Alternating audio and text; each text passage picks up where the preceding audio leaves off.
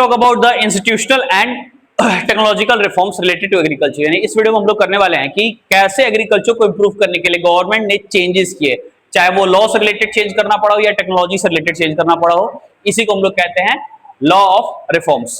खैर, नंबर 1 पे आता है टेक्नोलॉजिकल रिफॉर्म। सबसे पहले हमें यह समझना होगा कि लॉ ऑफ रिफॉर्म जो है उसको इंट्रोड्यूस बहुत अच्छे तरीके से किया गया था, पर इंप्लीमेंट सही तरीके से नहीं किया गया। यानी कानून बहुत अच्छे से आए हैं पर वो इंप्लीमेंट नहीं हुए हैं। Second one is government of India. अब देखो, गवर्नमेंट ऑफ इंडिया का मेन फोकस यही रहता है कि एग्रीकल्चर को सुधारा जाए। 1960s और 1970s में इंडिया ने बहुत सारे स्टेप्स लिए, इंडियन गवर्नमेंट ने, ताकि एग्रीकल्चर का प्रोडक्शन बढ़ाया जा सके और एग्रीकल्चर का कंट्रीब्यूशन जीडीपी में बढ़ाया जा सके। जैसे ग्रीन रेवोल्यूशन 1960 में आया था, ठीक है, सबको याद है। HYV सीड्स इस्तेमाल हुए थे, high yielding variety seeds, introduce by MS Swaminathan, ठीक है। और इसका मेन ऑब्जेक्टिव यही था कि कैसे एग्रीकल्चर को इंप्रूव किया जा सके, एग्रीकल्चर से इंडिया का प्रोडक्शन एग्रीकल्चर सेक्टर में और बढ़ाया जा सके, ठीक है। Next is white revolution. White revolution किसको कहते हैं? व्हाइट रेवोल्यूशन ऑपरेशन फ्लड के तहत लाया गया था, गुजरात में मदर डेयरी ने इसको लॉन्च किया था। इसका मेन ऑब्जेक्टिव था मिल्क प्रोडक्शन को बढ़ावा देना इंडिया में। Is it clear?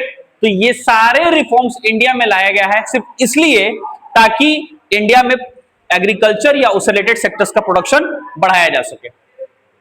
Major institutional reforms, अगर मेन लॉ एंड ऑर्डर की बात करोगे, जो रिफॉर्म्स आए हैं उनमें से कुछ हैं कंसोलिडेशन ऑफ लैंड होल्डिंग्स। जैसे पहले जमीन जो थी वो किसी एक के पास होती थी, अब ऐसा नहीं होता। गांव में तुम देखो तो जमींदार कोई नहीं होता, ऑलमोस्ट जमीन सबके पास होती है, ठीक है। एबोलिशन ऑफ जमींदारी, जमींदारी प्रथा को पूरी तरह से खत्म कर दिया गया। कॉर्पोरेशन, गवर्नमेंट जो है वो अपना सपोर्ट ज्यादा बढ़ा रही है एग्रीकल्चर सेक्टर के तरफ, ठीक है। राइट ऑफ इनहेरिटेंस, पहले क्या था कि जमीन में परिवार में एक ही आदमी ऐसा होता जो जमीन का मालिकाना हक रखता था, पर अब ऐसा नहीं है। अब क्या है, गवर्नमेंट ने लॉस को चेंज कर दिया, इसीलिए सबको उस जमीन का मालिक होता है, यानी परिवार में जितने सदस्य हो उन सबको जमीन मिलती है, ठीक है।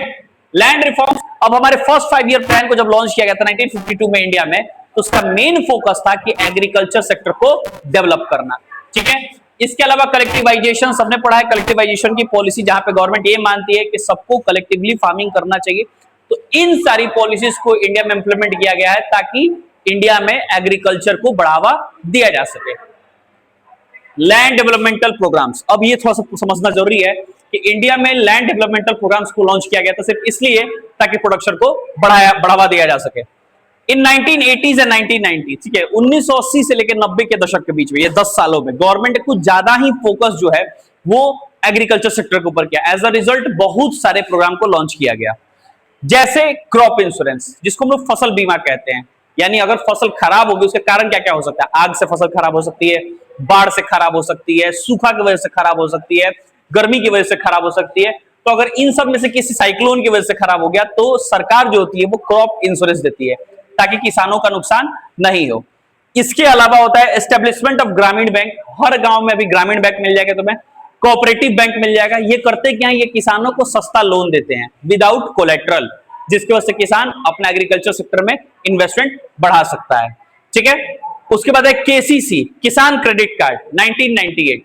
किसान क्रेडिट कार्ड 1998 में भारत सरकार का एक पॉलिसी लागू किया गया था जिससे 5 लाख से 10 लाख तक का लोन किसान को मिलता है by the government of India, जिसका 50% अमाउंट सब्सिडी रहता है, यानी कि सरकार उसे माफ कर देती है, और बचे हुए 50% अमाउंट को उन्हें 8 से 10 सालों में पे करना होता है।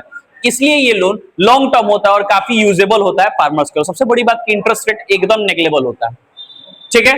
उसके पायस पर्सनल एक्सीडेंट इंश्योरेंस स्कीम, इसमें किया क्या जाता है कि किसान को उसके ऑर्गन्स और उसकी बॉडी के हिसाब से इंश्योरेंस दिया जाता है। अगर एग्रीकल्चर सेक्टर में इन्वॉल्व कोई भी इंसान या तो किसी एक्सीडेंट की वजह से मारा जाए या उसका कोई ऑर्गन डैमेज हो जाए तो उसे 25,000, 50,000, 1 लाख करके, 1 लाख तो नहीं मिलता है, 70-80 हजार तक की सब्सिडी से इंश्योरेंस अमाउंट सरकार देता है, ठीक है।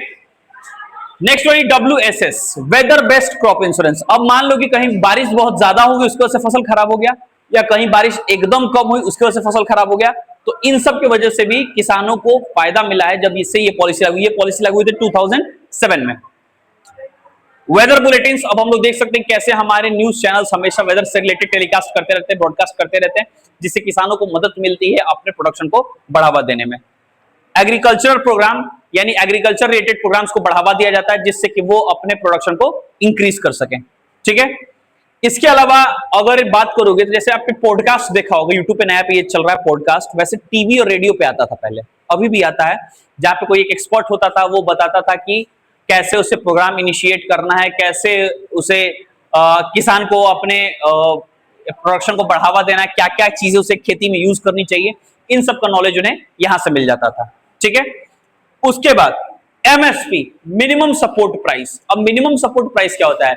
एमएसपी वो पॉलिसी होती है, मतलब सॉरी वो एमआरपी होता है, वो प्राइस होता है सॉरी, जो गवर्नमेंट डिसाइड करता है कि मिनिमम उससे कम में वो क्रॉप नहीं बिकेगा, उसको एमएसपी कहते हैं, मिनिमम सपोर्ट प्राइस। अब ये स्टेट टू स्टेट वेरी करता है, ये क्लाइमेट टू क्लाइमेट या ईयर टू ईयर वेरी करता है। मान लो कि किसी साल बारिश अच्छी हुई तो किसान को ज्यादा इरिगेशन पर खर्चा नहीं करना पड़ा हो तो सरकार एमएसपी को घटा देता है। अगर मान लो साल बारिश नहीं हुई, ठीक है, प्रोडक्टिविटी ज्यादा नहीं हुई, तो एमएसपी को सरकार बढ़ा देती है। तो इस तरीके से एमएसपी जो होता है वो डिसाइड करता है गवर्नमेंट कि किस प्राइस पर, मिनिमम किस प्राइस पर कोई क्रॉप बिकेगा। इससे किसानों को बहुत मदद मिलती है।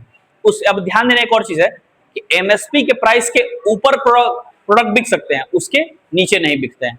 ठीक है, चलिए उसके बाद हम लोग बात करते हैं क्रॉप सब्सिडी की। क्रॉप सब्सिडी क्या होता है? वो अमाउंट जो गवर्नमेंट फेवर में देता है। सब्सिडी बढ़ेगा तो प्राइसेस ऑफ द फूड्स या क्रॉप जो है वो नीचे आएंगे। तो सब्सिडी हाई रखने का मतलब है कि किसानों का इन्वेस्टमेंट कम होगा, उनका खर्चा कम हो जाएगा।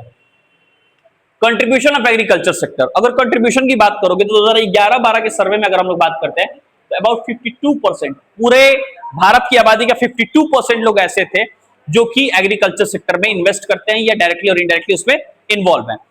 पर 1951 के बाद इसमें डिक्लाइन देखा गया है। अब एक और चीज समझ लो, मान लो कि सबसे ज्यादा इंप्लॉयमेंट तुम्हारा कौन सेक्टर दे रहा है? एग्रीकल्चर। तो जीडीपी में सबसे ज्यादा पैसा भी कहां से जाना चाहिए था? एग्रीकल्चर से, पर जाता नहीं है। जाता कहां से? टर्सरी से जाता है। तो ये एक स्केल है जिससे हम लोग ये समझ सकते हैं कि एग्रीकल्चर का प्रोडक्शन पहले के मुकाबले कम हो गया है।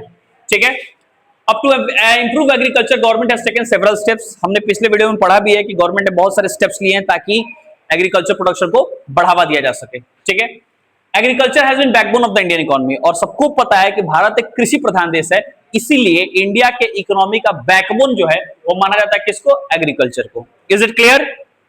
चलिए last topic of the chapter, ways of agriculture reform in India. अगर कोई ये कहता है कि भारत में एग्रीकल्चर के पैटर्न को कैसे बदला जा सकता है या क्या कौन कौन से तरीके इस्तेमाल करके एग्रीकल्चर प्रोडक्शन को बढ़ावा दिया जा सकता है, तो उसमें समझते हैं। Direct help to farmer subsidy in account of farmers, यानी कि डायरेक्टली हेल्प कर दिया जाए फार्मर्स का। ठीक है, सब्सिडी डायरेक्टली उनके अकाउंट में दे दिया जाए तो उससे फायदा होगा। बीच में मीडिएटर जो है वो पैसे नहीं खाएंगे, किसानों को फायदा मिलेगा। ठीक है, इजी एंड चीप लोन, सस्ते लोन दिलवाइए, जैसे जिसके लिए ग्रामीण बैंक को कोऑपरेटिव बैंक बनाया गया है। Accessibility of electricity and water, अगर किसान को बिजली और पानी मिलने लगेगा तो उसके लिए प्रोडक्टिविटी करना और आसान हो जाएगा। स्पेशल वेदर बुलेटिन, ताकि वेदर बुलेटिन से उन्हें यह मिलता है कि इस साल उन्हें किस तरह की खेती करनी है, बारिश कैसी होगी, सूखा पड़ने की कितनी गुंजाइश है, किस टाइप की मिट्टी पे खेती होनी चाहिए, ये सारी जानकारी उन्हें बुलेटिन से मिल जाए, वेदर बुलेटिन से मिलती है कि कैसा मौसम रहने वाला है। Use of land reforms implemented, sorry laws of land reforms implemented, यानी जो लैंड रिफॉर्म्स रिलेटेड कानून वो प्रॉपर्ली अगर इंप्लीमेंट होने लगे तो वैसे भी बदलाव आने लगेगा। ठीक है, एमएसपी यानी मिनिमम सपोर्ट प्राइस, केसीसी किसान क्रेडिट कार्ड और ग्रामीण बैंक, ये भी सारे बहुत बड़े फैक्टर माने जाते हैं कि गवर्नमेंट ने एग्रीकल्चर को रिफॉर्म लाने में हेल्प किया है। क्रॉप इंश्योरेंस एंड सब्सिडी, ये भी मेन रीजन है कि कैसे इंडिया में एग्रीकल्चर को बढ़ावा दिया जा सकता है। And here the chapter conclude, तो मतलब इस चैप्टर में हमने जो सीखा वो ये है कि इंडिया का एग्रीकल्चर वैसे तो बहुत अच्छा है पर जीडीपी में कंट्रीब्यूशन कम है। कब से? 1951 से। तो उसको इंक्रीज करने के लिए गवर्नमेंट ने बहुत सारी पॉलिसीज को इंप्लीमेंट किया है। Is it clear? चैप्टर खत्म।